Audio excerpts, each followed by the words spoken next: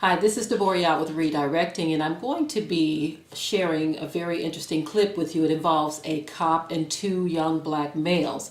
Now, usually when you hear that combination, it doesn't end well, but in this case, it was quite different.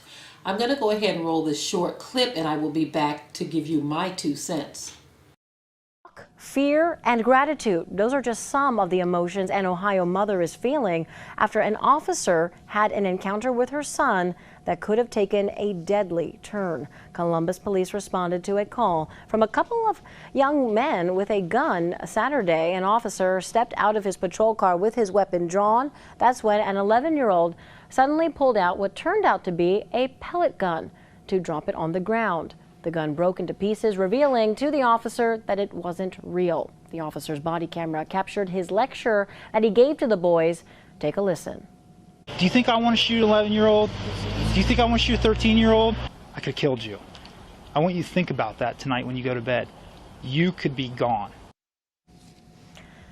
The boys did not get into any trouble. One mom says that she is thankful for the officer's actions and hopes the encounter will encourage her son to continue to come home safe. As you see, in this case, this encounter ended well. There were some things that were said in the encounter that I wanted to kind of highlight, however.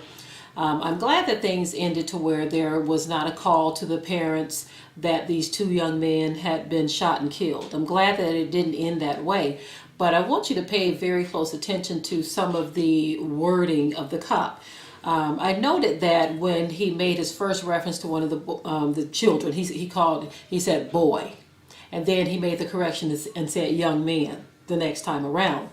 If I remember, I will put the link to the full video in the description area, but I wanted to make that notation there. It's almost as if he caught himself. He referenced him boy, and then he said young man the second time around.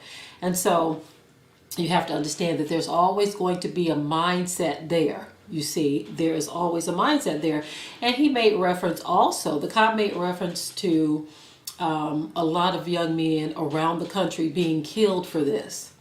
I wanted to kind of talk about that point as well.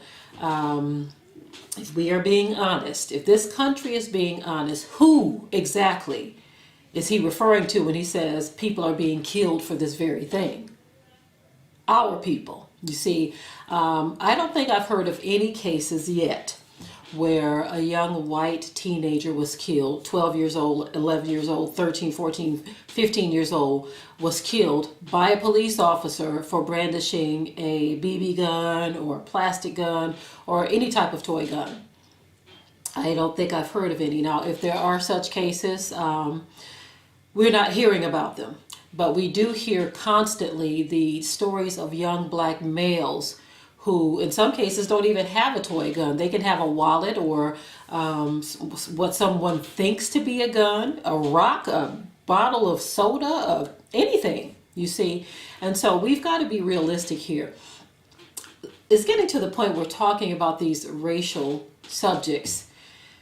It's just getting very tiresome. I do this because I want to keep my people informed and I want to keep you awake. I don't want you to fall asleep and not realize where you are. The Bible clearly tells us that we are in the land of our captivity, so we have got to remember that. It's not my favorite thing to talk about. I would like to talk about tiptoeing through the tulips, family, but that would be a disservice to my people. So from time to time we could talk about tiptoeing through the tulips. You know what I mean? For those of you who love your frequent visits to La La Land, we'll talk about those things from time to time. I don't like to talk about the negative things, and some of you don't like to hear all the negative things. But in a world that is as crazy and chaotic as the one we live in, you have got to keep people on their toes, keep them awake. You hear the sirens right now? Who knows what's going on? It's probably a fire. But again, that's an indication that something is always happening. And so for that reason, me and many others want to keep you informed on what is going down in the hood and around the world, right?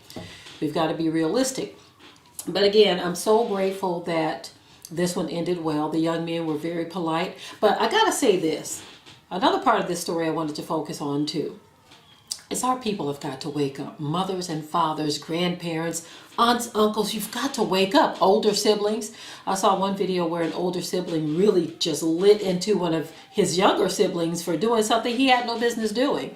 We all need to step up to the plate and say, look, this is how things are going to go down in the hood.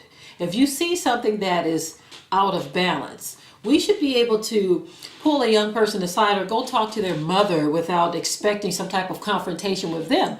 You see, that is one of the issues we're having.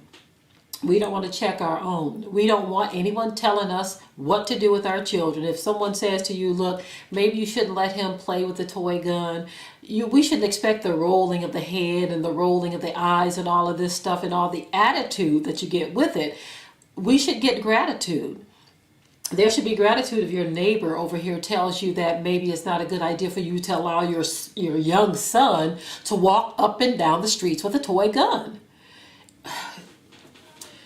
These are the lessons that we are not hearing in the hood. And maybe if some of these churches that are collecting all of this tithe and offering and all of this other stuff would spend more time teaching our people about what is really happening versus all of this season, harvest, breakthrough, favor, and all this other nonsense, these concerts and these mega gatherings and this preacher coming in town, that evangelist coming in town. Look, oh, we're going to have a good time tonight, saints. If they would spend less time on that stuff and start to educate the people on the real world, maybe our people will begin to wake up faster. Yes, family. Sometimes it feels like you're beating a dead horse. But the Bible says, if my people, which are called by my name, would humble themselves and pray and seek my face and turn from their wicked ways. That's right, their wicked ways. He says, then he will hear from heaven, forgive their sin and heal their land. But it seems like the ball is in our court. You got to turn from your wicked ways. And that's the thing that people just don't want to seem to want to do. Everyone is happy and content in their nonsense. And so this is why we continue to hear reports of our young people dying in the streets. Until we take this stuff serious, we will continue to see these things. So again, that mother in this situation, I believe that she should have did better by her son.